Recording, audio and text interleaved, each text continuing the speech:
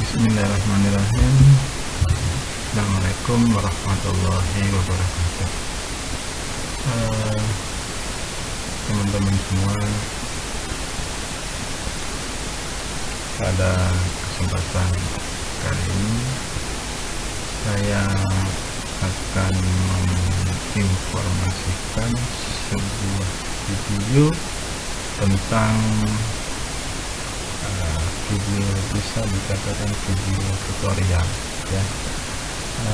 Teman-teman, saya akan menyampaikan cara menghitung publikasi kali berdiri dalam satu kebun. Ini agak ribet juga gitu. Jadi cara menghitung publikasi kali dalam satu kebun. Kira-kira maksudnya begini teman-teman ya. Kalau ada gambar seperti ini, ada kayu dalam satu kebun ya, seperti ini kira-kira. Kemudian kebetulan kayu ini mau dijual ke kita misalkan, sementara untuk menentukan harga dari kayu ini kita harus tahu dulu berapa sih dapatnya publikasi dari kayu yang akan kita bayar tersebut. Nah, kalau sudah seperti itu kondisinya, maka kita harus ada hitung-hitungannya. Misalkan berapa potong kayu yang mau dijual dalam kebun tersebut, seperti apa tingginya, seperti apa besarnya, dan sebagainya. Jadi seperti itu, dan kasus seperti ini banyak sekali terjadi di lapangan teman-teman ya. Mungkin yang sudah berpengalaman ada teknik-teknik tertentu untuk menentukan seperti itu. Nah, yang dalam video ini saya akan membagikan pengalaman saya bagaimana sih cara kita menentukan baik publikasinya atau harga dari kayu yang ada dalam satu lokasi kebun tersebut. Saya ambil contoh, ini adalah kebun kayu sengon. Ini kebetulan sama orangnya dijual ke kita juga. Jadi untuk bisa menentukan harga dari kayu tersebut, nah sekarang kita larinya ke ini. Saya punya hitung-hitungan seperti ini. Kebetulan ini saya sendiri yang coba-coba merekap, coba-coba buat rumusnya yang sederhana, tapi insya Allah dengan rumus ini kita bisa dengan mudah menentukan berapa publikasi dalam publikasi kayu dalam satu lokasi kebun tersebut, dan berapa harganya kira-kira bisa kita bayar kayu tersebut. Satu contoh pemirsa, teman-teman, ini di rumus ini ada saya tulis keterangan di sini lokasi, di mana lokasi tersebut berada, kemudian nama pemiliknya siapa, tanggal berapa terjadinya transaksi, dan berapa, dan tukang kontra itu maksudnya yang bagian ukur lapangan saya seperti ini. Yang seperti ini. Biasanya di lapangan itu kita punya bagian pengukur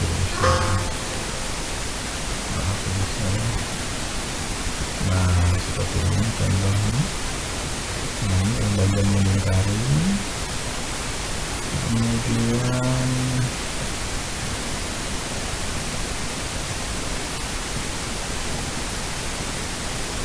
ini yang bagian melingkari kayu misalnya. Jadi orang seperti ini sangat berperan sekali bagaimana kita bisa menentukan publikasi suatu kayu dalam satu kebun. Berikutnya juga harganya kita bisa menentukan dari sini. Kita lanjut ke rumus tadi. Begini pemirsa, untuk bisa kita melakukan hitung-hitungan di sini, minimal teman-teman atau pemirsa semua bisalah sedikit-sedikit tentang Microsoft Excel, karena rumus ini saya tulis di program Microsoft Excel, sangat sederhana. Satu contoh misalkan pemirsa, di rumus ini sudah saya tentukan dulu karena kebetulan rumus ini saya pakai di kayu sengon, jadi saya sudah buat dulu. Di sini ada lingkar kayu atau keliling kayu yang kelilingnya 40 cm, kemudian ada yang kelilingnya 50 cm, ada yang kelilingnya 60 cm, dan seterusnya sampai ada kayu yang besar yang lingkar atau kelilingnya sampai 160 cm. Kemudian di kolom berikutnya ada banyaknya, berapa pohon yang lingkarnya 40, berapa pohon yang lingkarnya 50, dan seterusnya. Kemudian dari banyaknya pohon dan lingkar ini bisa nanti muncul di sini jumlah dari keliling tersebut. Kemudian ini rata-rata kelilingnya akan muncul dengan sendirinya nanti ketika ini sudah diisi, teman-teman ya. Kemudian ada pi, di sini angka pi itu angka konstanta lingkaran, jadi 3,14. Itu kita ketika di bangku sekolah SMP dulu sudah kita mengenal angka pi ini saya konstanta lingkaran yang ada 3,14 ini harus kita tulis di rumus ini. Kemudian ada diameter. Diameter ini kenapa sudah muncul duluan, karena di sini lingkar kayu yang 40 sudah ditulis duluan. Kalau ini kita hapus misalkan, dengan sendirinya diameter ini akan hilang. Tapi kita tulis saja pemirsa ya, kita tulis 40. Kemudian panjang kayu 130 karena kayu sengon yang kita kirim untuk pabrik triplek itu biasanya dipakai ukuran standar, ada yang 130 cm sama 260. Nah, saya pakai aja yang 130, terserah teman-teman nanti mau pakai berapa umurnya di tempat teman-teman sekalian, tapi kebetulan kalau di tempat saya itu pakai ukuran 130. Kemudian jumlah potong, jadi misalkan kita dapat kayu yang lingkarnya 40 cm, nah dari satu kayu itu berapa potong kita dapatkan dengan panjang 130, kita tulis di sini. Misalkan kita dapatkan 3 potong misalkan pada lingkar kayu 40, kita tulis 3 potong dan seterusnya. Kemudian ini jumlah kubu. Kenapa belum muncul? Karena ini belum ditulis. Misalkan ada lingkar kayu yang 40 jumlah batang atau jumlah pohonnya 3 misalkan. Nah, dengan jumlah potongan, kalau dipotong 130 maka satu kalinya jadi 3, berarti akan muncul publikasi seperti ini.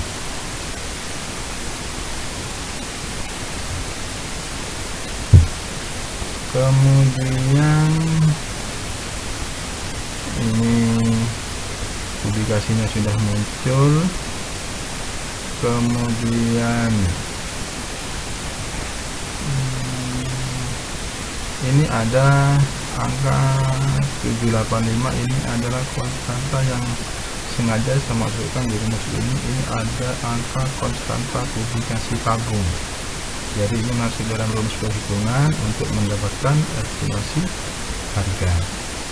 Jadi ini angka konstanta untuk publikasi tabung, yaitu 785. Nah, kemudian ini ada harga kayu.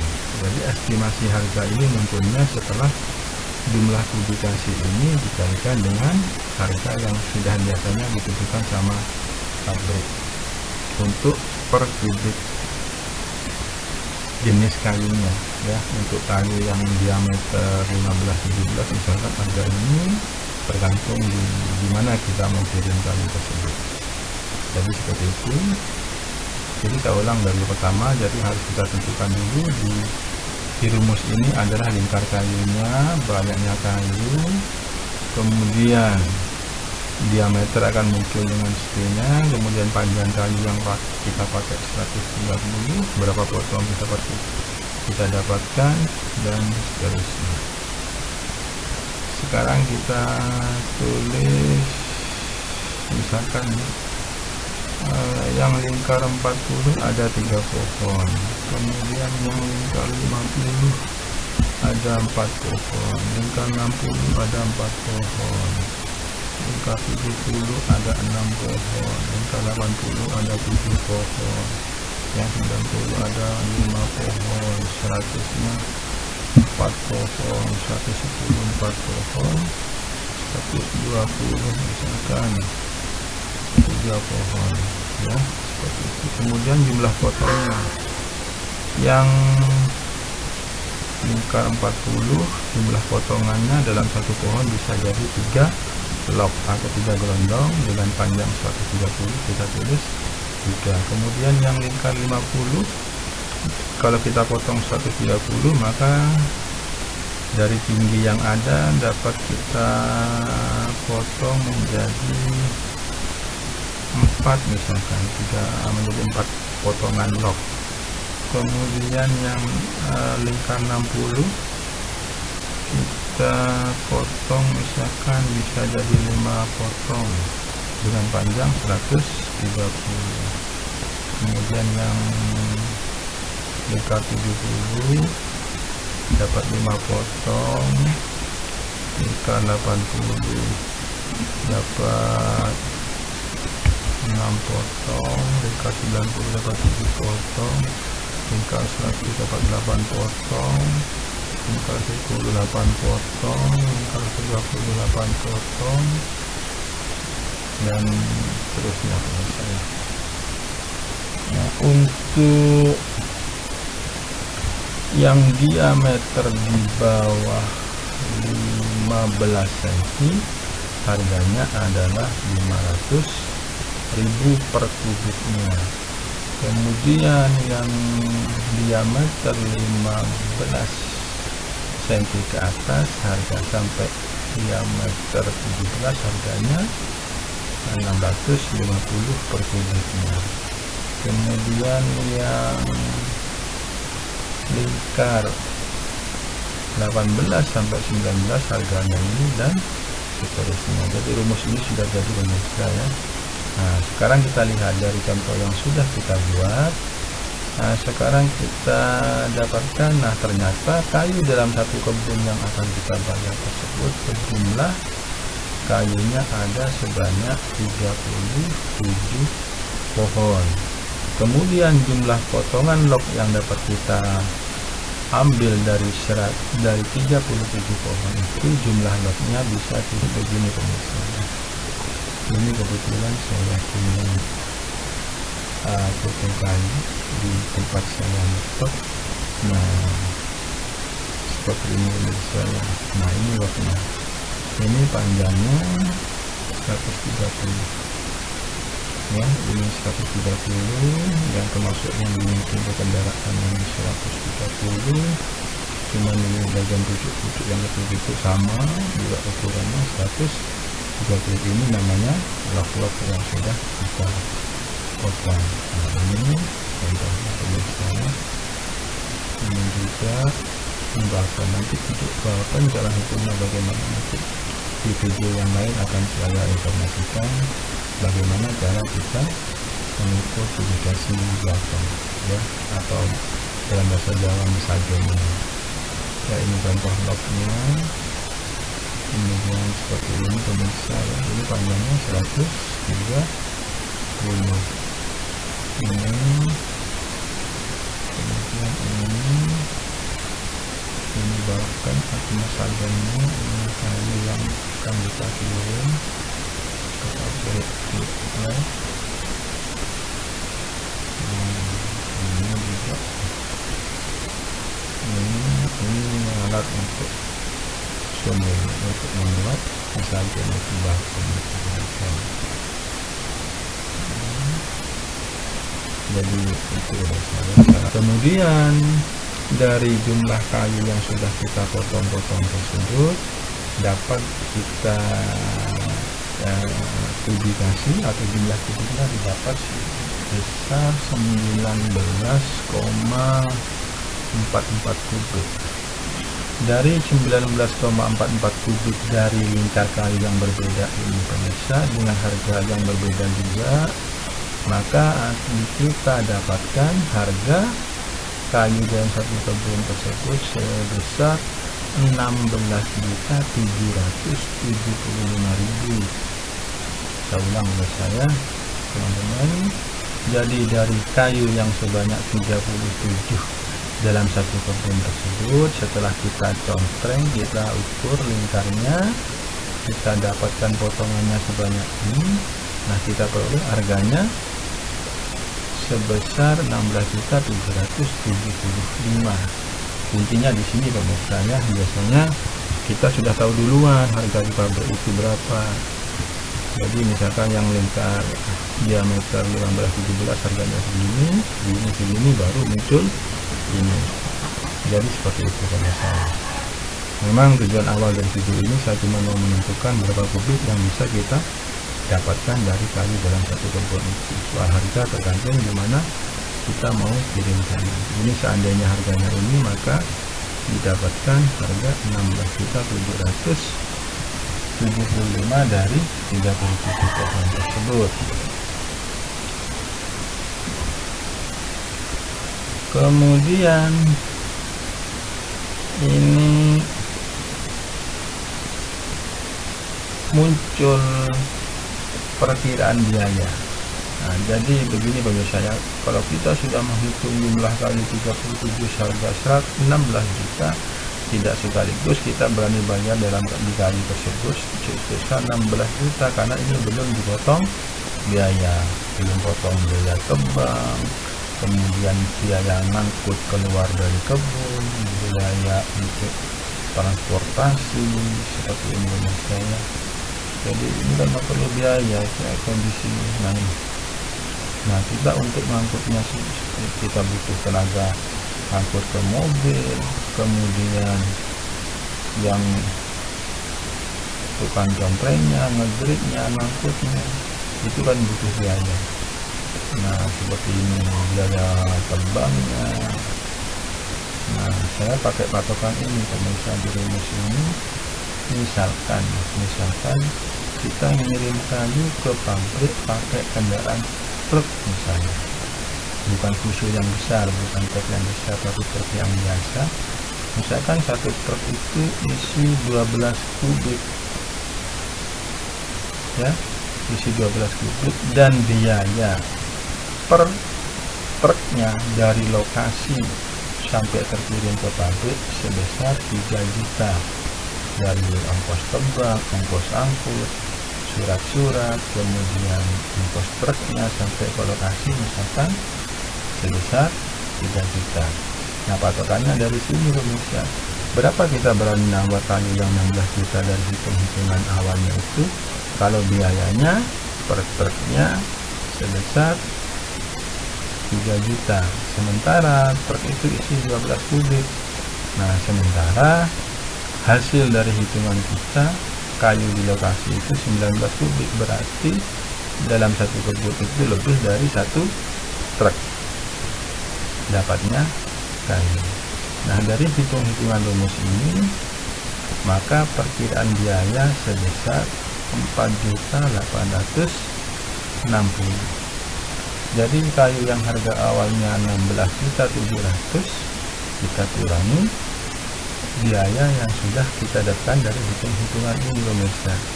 Berarti harga kayu itu estimasi maksimalnya atau perkiraan maksimalnya adalah 11.914.000. Yang awalnya 16 juta, karena kena biaya maka harga kayu jadi 11.900.000. Nah, sekarang tidak bisa karena kita sudah dapatkan harga kayu setelah potong biaya 11.900.000, kemudian kita bayar sebesar ini, karena jadinya impas, kita nggak dapatkan apa-apa. Sementara kita tujuannya kan adalah untuk mendapatkan keuntungan dari transaksi jual beli kayu ini.